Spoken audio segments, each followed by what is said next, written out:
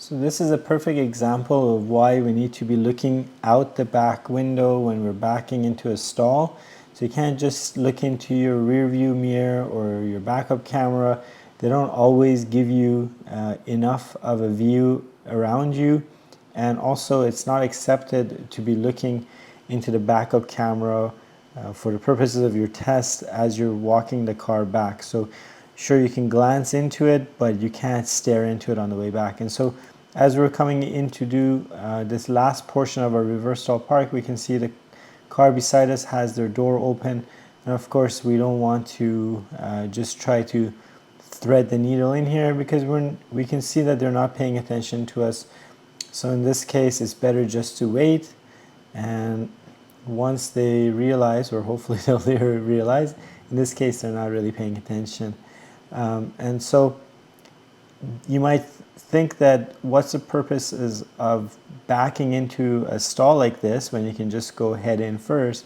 But in this case, we only had a little bit of a threat to deal with here. We can see maybe the sidecar here opening their door, or the sidecar here, or a car directly behind us.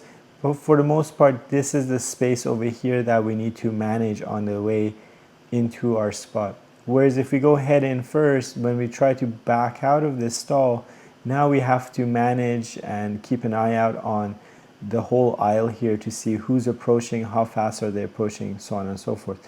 Now, of course, even if you've got your car pointed out of your stall on the way out, you're going to have to check this aisle carefully, but it's still a whole lot easier to see what's going on than by pulling the car out and not having a good line of sight from being inside the stall. The driver is positioned inside the stall, whereas the back of the car is starting to go out into the aisle here.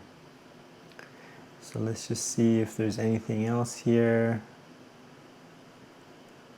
And yeah, that's about it. So long story short, it might seem like it's the same amount of effort trying to park the car in, whether we back in first or we back out when at the end of our park when we're leaving.